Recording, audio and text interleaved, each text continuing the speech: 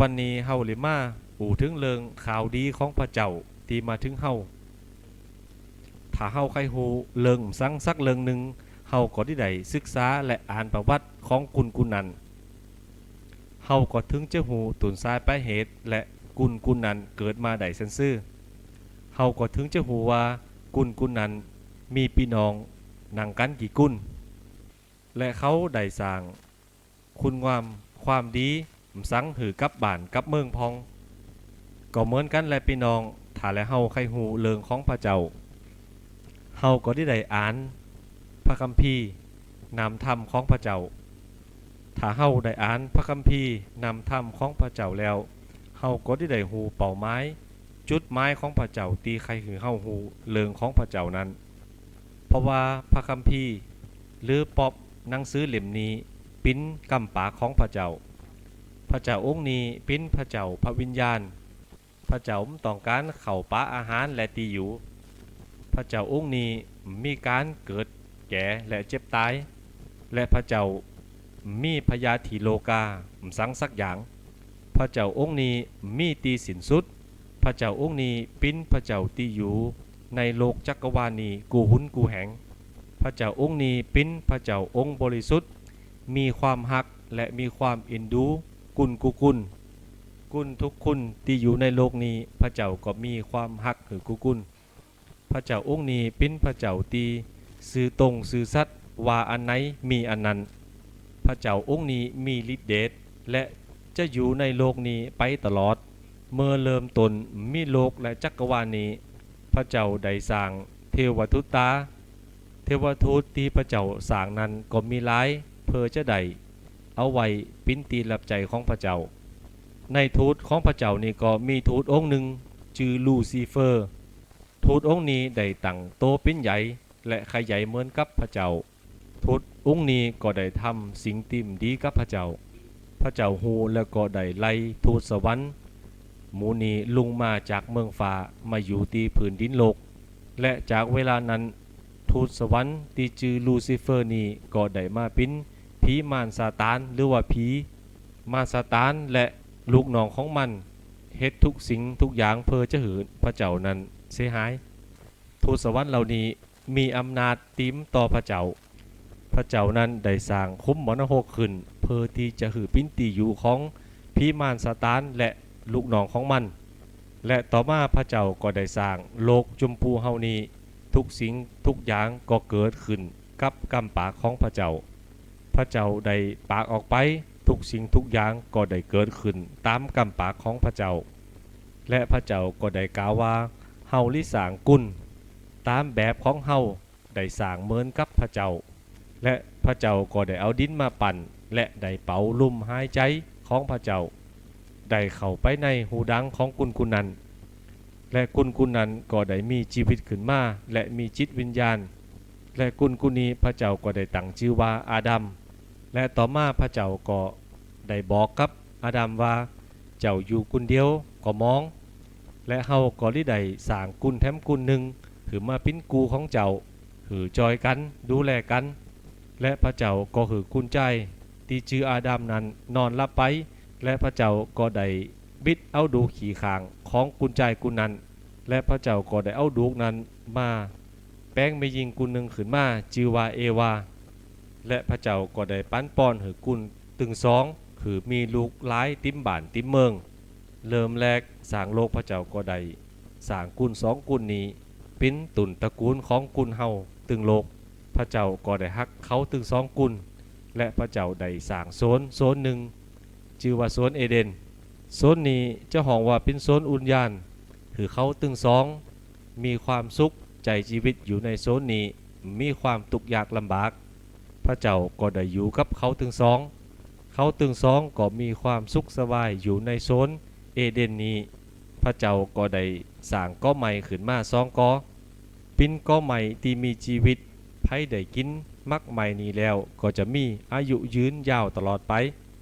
และมีแถมก้อหนึ่งพระเจ้าก็ได้สั่งห้ามเขาตึงสองว่ามันต้องกินเนอถ้าสู้ตึงสองกินแล้วสู้เจ้าตึงสองจะตายแน่นอนและต่อมาผีมารซาตานก็ได้อยู่ในงูนั้นก็ได้เข้ามาหาเอวา และงูก็ได้บอกกับเอวาว่าแต่ที่พระเจ้านั้นมือสู้กินมักไม่ตุนนี้และนางก็ได้บอกกับงูว่าพระเจ้านั้นหือกินตุนไม่ได้กูก็มักไม่ตุนไหนก็กินได้แต่ยกเว้นไว้ก็เดียวตุนไม่ตุนนี้พระเจ้าหือกินหน่วยมั่นถ้ากินแล้วจะตายและงูก็ได้บอกกับแม่หญิงนั้นว่ามันใจกล้าถ้าได้กินตุนไม่ตุนนี้แล้วตาก็ลิแจงขึ้นและสู้ก็ลิปิ้นเหมือนกับพระเจ้าแม่หญิงก็ได้ฟังกัมพีมารซาตานและได้บิดมักใหม่มากินและเมื่อนางได้กินแล้วอาดัมมาก็เอาหืออาดัมกินแถมอาดัมหับมาแล้วก็ได้มากิน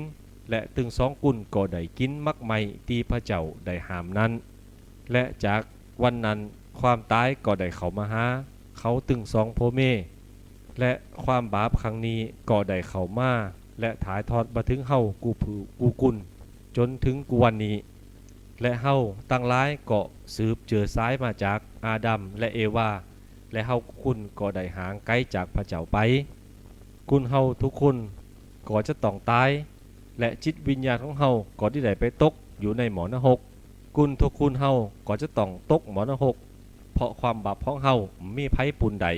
ถึงเขาสองกุนจะเจอฟังพระเจ้าแต่พระเจ้าก็ยังหักเขาอยู่พระเจ้านั้นใครหืออาดัมและเอวานั้นไปปิ้นขี่ขาของผีมารซาตานพระเจ้านั้นมีความหักต่อเขาอยากให้เขาสองกุนนั้นตกหมอนรกและพระเจ้าก็ได้มีกรรมสัญญากับเขาว่าต่อไปในวันตั้งหน้าจะมีกุนมาจอยกุนนี้จะมาจอยหือเฮากูกุนนั้นปุนจากบาปกรรมและปุนจากผีมารซาตานพี่น้องที่ฮักอาดัมและเอวานั้นได้เลิกคุ้นตังของโต๊ะเก่าเขาไม่ได้ฟังกรรมของพระเจ้าพระเจ้าก็ได้ไล่เขาสองพ่อแม่นั้นออกจากสวนเอเดนเมื่อเขาได้ออกจากสวนเอเดนหรือว่าสวนอุญญาณแล้วเขาตึงสองก็มีลูกหลานเกิดขึ้นมาหลายกุนในเวลานั้นลูกหลานของอาดัมเอวาก็ได้ปากภาษาเดียวกันและเขาตั้งหลายก็ได้โจกันมาอยู่ตีเดียวกันเขาก็ได้อู่กันว่ามาเลาะเฮาได้สร้างเมืองปิ้นเมืองที่สูงขึ้นไปฮอดเมืองฟ้าปุ่นถ้าเฮาเฮ็ดมันอีเฮาก็จะได้แยกย้ายกันไปหลายตีหลายตั้งและพระเจ้าได้ฮู้ว่าเมื่อเฮาลิตั้งโตปิ้นใหญ่และขยายเหมือนพระเจ้าก็ได้ทำมือเขานั้น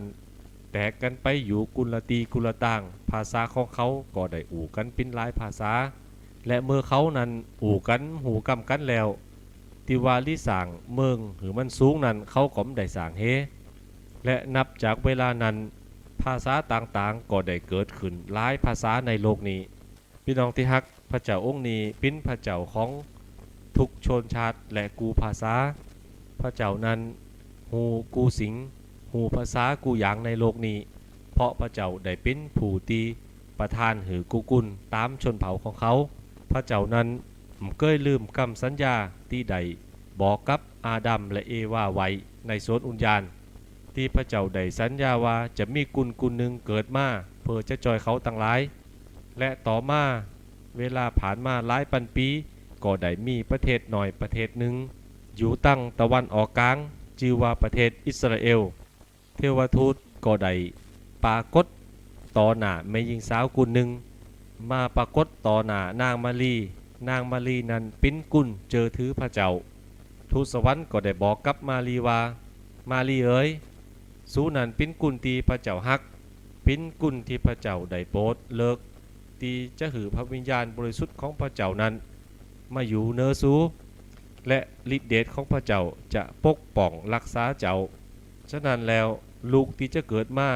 ขอหือได้ตั้งชื่อว่าเยซูนั้นเป็นพระบุตรของพระเจ้าและนางมารีก็ได้กล่าวว่าขอหือเลิงนี้ปิ้นไปตามกำปากของพระเจ้าเลาะเมื่อทูตสวรรค์กลับไปแล้วต่อจากนั้นมารีก็ได้ม่านลูกโดยพระวิญญาณบริสุทธิ์โดยฤทธิเดชของพระเจ้าและมารีก็ได้เกิดลูกปิ้นกุญใจชื่อว่าเยซูกุลผู้นี้แหละที่จะมาจอยกุลในโลกจุมปูนี้คือเฮานั้นปุนกรรมปุนเวรปุนอำนาจของผีมารซาตานคือเฮานั้นปุนจากหมอนรกและปิ้นผู้ที่จะนำเฮานั้น ขึ้นไปเมืองสวรรค์จันฟ้าเฮานั้นที่ได้ไปอยู่กับพระเจ้า และจะมีชีวิตที่สุขสบายอยู่บนสวรรค์กับพระเจ้า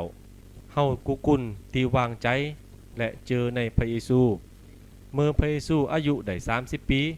พระเยซูก็ได้เลิกเอาลูกศิษย์หรือว่าสาวก12กุลและพระเยซูก็ได้เริ่มตั้งตุนสอนเหตุการณ์เรื่องของพระเจ้าและพระเยซูก็ได้สร้างสิ่งอัศจรรย์หลายอย่างเพื่อจะให้กุลตั้งหลายหูว่าพระเยซูนั้นเป็นพระบุตรของพระเจ้าเป็นผู้ที่จะมาโปรดโลกและจอยกุลตั้งหลายหือรอดและต่อมาพระเยซูก็ได้สำแดงคือกุลตั้งหลายได้หูได้หันว่าโตพระเยซูนั้นมีฤทธิ์อำนาจที่จะยกกำเวรของเฮากุลใดมีเหตุการณ์ครั้งหนึ่งพระเยซูได้หันกุลปิ้นงอยพระเยซูก็ได้อู่กับกุลงอยนั้นว่าลูกเอ๋ยบาปของเจ้านั้นเฮาได้ยกแล้วบาปกรรมของเจ้านั้นหมดแล้วคือเจ้านั้นลุกขึ้นและย่างไปและในเวลานั้นกุลงอยกุลนั้นก็ได้ลุกขึ้นและย่างออกไปและกุลนั้นก็ได้สรรเสริญพระเจ้าและดีใจและเหตุการณ์หลายครั้งก็ทำให้เฮาฮู้ว่าพระเยซูนั้นก็คือพระผู้สร้างและมีเหตุการณ์ครั้งหนึ่งคืนนั้นอยู่กลางน้ำแม่มหาสมุทรในเวลานั้นลูกศิษย์พระเยซูและพระเยซูก็อยู่ในเฮอพระเยซูก็ได้บอกกับลมว่าหือหยุดและคืนลมในน้ำแม่มหาสมุทรเมื่อได้ยินคำสั่งของพระเยซูแล้วก็หยุดและพระเยซูก็ได้สำแดงหือเฮาได้หันว่าพระเยซูนั้นมีอำนาจเหนือผีมารซาตานทั้งหลายอยู่มาวันหนึ่งพระเยซูได้หันกุญแจกุญหนึ่งผีได้เข้าเขาและกุญนั้นก็มีความทุกข์ยากลำบากและพระเยซูก็ได้อู่กับผีเฮาขอสั่งเจ้าคือออกจากกุญแจกุญนี้ผีนั้นก็โกและได้ออกไปกำเดียวและเขาก็ได้หายดีเหมือนเก่าเหมือนหลังและต่อมาพระเยซูก็ได้แสดงว่าพระเยซูนั้นเป็นผู้ที่ได้ประทานชีวิตและมีกุญแจกุญหนึ่งชื่อว่าลาซารัสกุญนี้ได้ตายและเอาไปฝังอยู่ในถ้ำแล้ว4 วันพระเยซูนั้นได้ไปหาลาซารัสที่ในถ้ำและบอกกับลาซารัสว่าออกมาเลาะลาซารัสกุญที่ตายก็ได้ลุกขึ้นและย่างออกมาและลาซารัสก็ได้หายดีและพระเยซูได้ใจเวลา3 ปีปลายในการประกาศเรื่องราวของพระเจ้าถึงเรื่องแผ่นดินสวรรค์ของพระเจ้าและพระเยซูก็ได้สร้างการอัศจรรย์หลายสิ่งหลายอย่างต่อหน้าสาวกลูกศิษย์และต่อหน้ากุลต่างหลายการที่ได้บันทึกเรื่องราวต่างหลายเหล่านี้ก็เพื่อเจอกุลเฮานั้นเจอว่าพระเยซูนั้นเป็นลูกชายของพระเจ้าและเมื่อเฮาได้เจอถือพระเยซูเป็นพระเจ้าแล้วเฮาก็จะได้เป็นลูกของพระเจ้าและต่อมาพระเยซูก็ได้ถูกทหารนั้นจับไปตึงบนไม้กางเขนหรือว่าไม้ว่ามือเรื่องนี้เกิดขึ้นก็เพื่อความบาปผิดของกุลต่างหลายเฮาเมื่อพระเยซูได้ตายบนไม้กางเขนแล้วเขาก็ได้เอาศพของพระเยซูไปฝังไว้ในถ้ำและในวันที่3พระเยซูก็ได้ฟื้นขึ้นมาหลังจากพระเยซูได้ฟื้นจากความตายแล้วในวันที่3เรื่องที่พระเยซูได้ตายและก็ได้ฟื้นนั้นทำให้สาวกและกุลต่างหลายได้หันว่าพระเยซูได้ตายและได้ฟื้นขึ้นมาและเมื่อฟื้นขึ้นมาแล้วก็ได้อยู่กับ